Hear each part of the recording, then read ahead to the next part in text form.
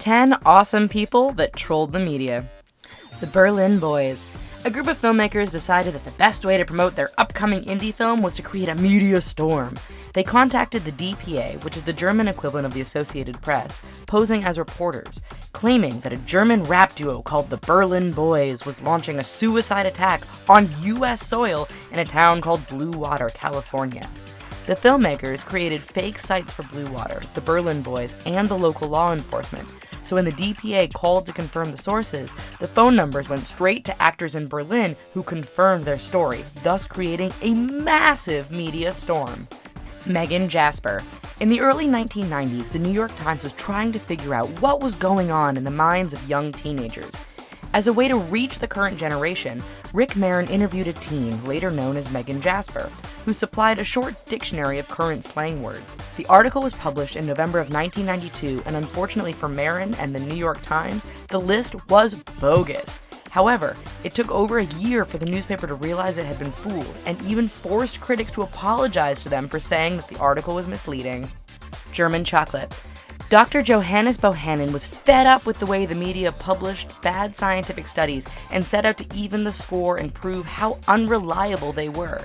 He first began by setting up a website called the Institute of Diet and Health and set up a phony research study with a few research friends about how chocolate can help you lose weight. The media went crazy on the study, and even magazines like Shape and the Huffington Post published the fake story. Bambi hunts. In 2003, Michael Burdick and his production company in Las Vegas made headlines with a story about how they were offering rich men the opportunity to hunt semi-nude women called Bambi hunts, and even offering the women cash prizes if they finished the hunt unscathed. The story exploded so quickly and angered so many people that the DA's office was about to get involved when Burdick revealed it was a hoax. He had no business license and couldn't prove any hunts actually occurred, and admitted that the story was a ploy to get publicity on a pornographic film with the Bambi hunt concept. John Kane. John Kane is the mastermind behind Fred, a bearded man with a hoodie and sunglasses who seemingly crashed news reporters on the field saying the catchphrase, "Fuck her right in the pussy." Kane started a channel with numerous reporters being trolled by the man, and the videos went viral. The media picked up on the mysterious Fred and made reporters uneasy whenever they went out into the field. In early 2015, Kane came forward and said the entire channel was a hoax, and even posted a video with outtakes to prove that the situations were all scripted. Sam Gardner. If you follow soccer, you might be familiar with the name Dominic Jones and Samuel Rhodes, who dominated Twitter with their up-to-date news on the sport and conversing with the stats of the sport.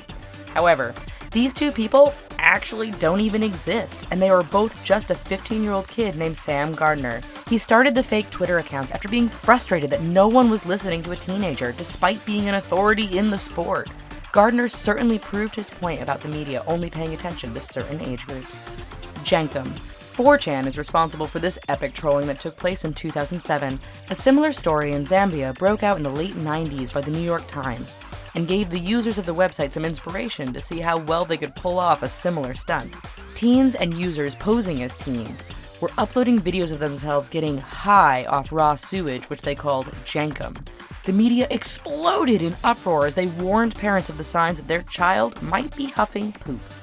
Users were contacting schools and the media, citing the original New York Times article as a source. Turns out, a lot of the media outlets don't do much fact-checking. Adam Pash. During this year's Super Bowl, Adam Pash managed to get the Coke Twitter account to add cutesy pictures of the introduction of Hitler's Mein Kampf. How did he pull off such a trolling stunt? Pash took advantage of Coke's media campaign called Make It Happy, where the soda company invited people to reply to negative tweets with the hashtag #MakeItHappy.